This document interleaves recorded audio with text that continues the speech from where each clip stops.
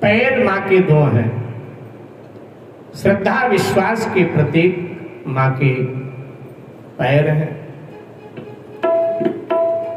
दुर्गा जी का मूल रूप 9 भुजाओं का है और जब रणांगण में उतरती है तो 18 भुजाएं धारण करती है। 8 का चिंतन पहले कर लेते हैं, फिर 18 का भी चिंतन करते हैं। मां के एक हाथ में चक्र है, मां के एक हाथ की उंगली में चक्र है, और जो चक्र है वो मन का प्रतीक है। चक्र घूमता है ना, इस तरह से चक्र मन का प्रतीक है। मां भगवती इस चक्र को उंगली पर रखकर घुमाती हैं, परंतु यह चक्र रूप मन मनुष्य के अंदर रहकर मनुष्य के बुद्धि को घुमाता है। मां के दूसरे हाथ में धनुष और बाण, धनुष बाण है। धनुष टेढ़ा है, धनुष टेढ़ा होता है और बाण सीधा होता है, सरल है। धनुष मां की मुट्ठी में बंद हो जाता है और बाण रूप सरलता लक्ष्य की ओर सीधे बढ़ता है। अर्थात मां कहना चाहती हैं कि टेढ़ेपन को बस में रखो। हर व्यक्ति में कुछ टेढ़ापन होता है। मां कहना चाहती है कि टेढ़ेपन को बस में रखो और सरलता को अपनाओ। मां के तीसरे हाथ में तलवार है। तलवार काटने का काम करता है। तलवार यहाँ बुद्धि का प्रतीक है, कर्म का संकल्प व विकल्प है। 2 प्रकार के सोच होते हैं। सोच 2 प्रकार के होते हैं, एक सद्विचार, एक असद्विचार। मां कहती है सद्विचार का पोषण करो और सद्विचार के रक्षा के लिए असद्विचार को तो तुम्हें मिटाना पड़ेगा, तुम्हें काटना ही पड़ेगा। इसलिए असद्विचार को काट दो और सद्विचार की रक्षा कर लो। इसलिए मां के तीसरे हाथ में तलवार है। चौथे हाथ में मां के गदा है और गदा ठोस होता है। गदा जो है वो भीतर से ठोस होता है। मां कहना चाहती है गदा जो है वो संगठन का प्रतीक है, संयुक्त शक्ति का प्रतीक है। और हमारे यहाँ का सूत्र है संघे शक्ति सर्वदा। युग कोई भी रहा हो, संगठन में हर युग में शक्ति रही है। इसलिए मां अपने भक्तों को कहना चाहती है हमेशा संगठित रहो, बिखरो मत, संगठित रहो। और यही हम लोगों में कभी हम बिखरे हुए रहते हैं। देखो राजनीति के नाम पर कहीं भी रहो, लेकिन जैसे धर्म की बात आए तो एक ध्वज के नीचे खड़े हो जाएं कि हम आर्य हैं, हम हिंदू हैं। भाई हम भी तो हिंदू। हमारी संस्कृति पर, हमारे संस्कार पर, हमारे देवी देवताओं पर जब कोई बात आए तो हमें एक साथ खड़े हो जाना चाहिए। फिर वहां और कोई बात नहीं, वहां एक बात, भाई हम भी हिंदू हैं, हम कैसे अपने सनातन धर्म का अपमान सहन कर सकते हैं। जब सनातन धर्म की बात आए तो एक साथ, वैसे जहां मर्जी रहो।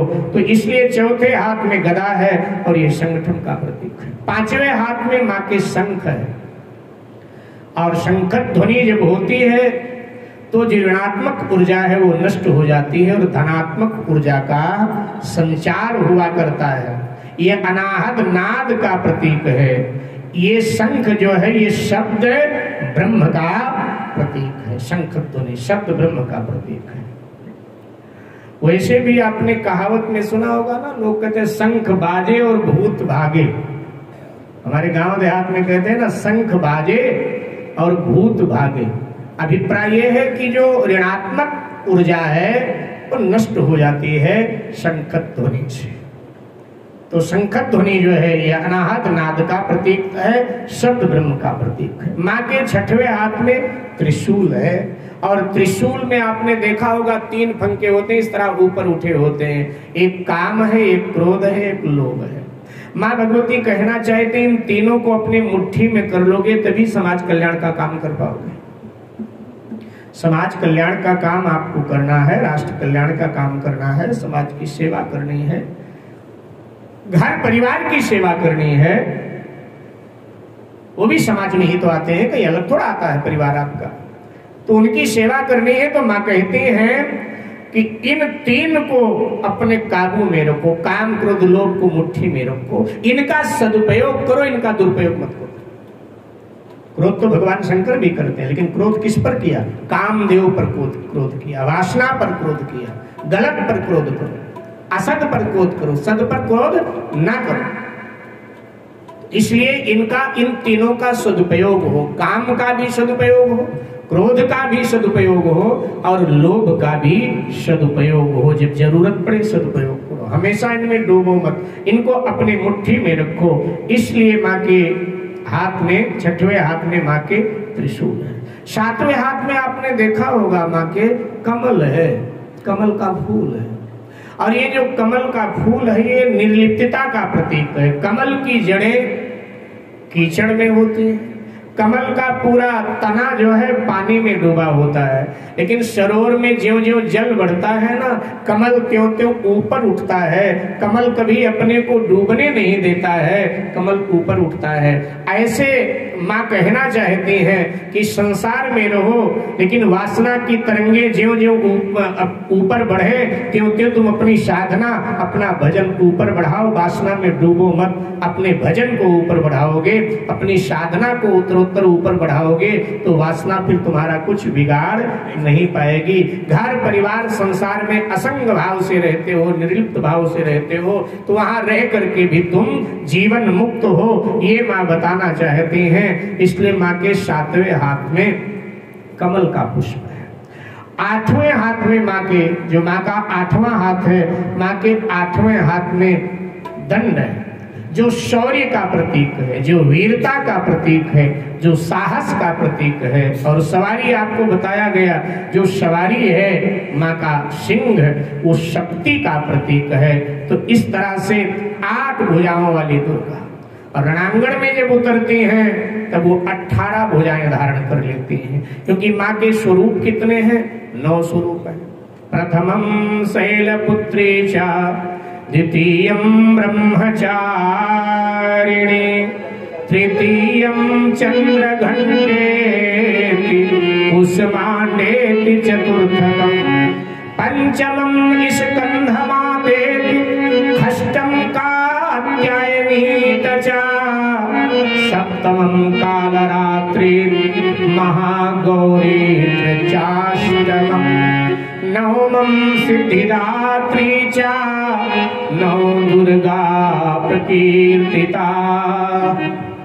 तो माँ के 9 स्वरूप है और एक स्वरूप में 2-2 हाथ, तो 9 दूनी कितने हो गए? 18। इसलिए 18 भुजाओं वाले। मेरे भाई बहन, 9 अंक सबसे बड़ा अंक है, 9 से बड़ा कोई अंक है ही नहीं। 9 के आगे 10 लिखते हो तो 1 आ जाता है और 0 आ जाता है, तो 9 अंक सबसे बड़ा अंक है। अच्छा, 9 अंक को हमारे भारतीय दर्शन में ब्रह्म का स्वरूप माना गया है, 9 अंक को, क्योंकि ब्रह्म कभी मिटता नहीं, ब्रह्म कभी घटता नहीं, ब्रह्म कभी कटता नहीं, ब्रह्म सदा बना रहता है। तो ऐसे 9 का अंक भी कभी घटता नहीं, कभी कटता नहीं। 9 का पहाड़ा पढ़ते जाओ, 9 का 9 ही बना रहेगा। तो माँ भगवत 9 अंक पूर्णता का प्रतीक है, और माँ भगवती भी पूर्णता की प्रतीक है। साधना तब तक पूर्ण नहीं होती है जब तक हम जगदम्बा का शरण ग्रहण नहीं करते हैं। आइए एक भेंट का आश्रय लेते हैं, फिर आगे के प्रसंग का आपको दर्शन कराते हैं। जय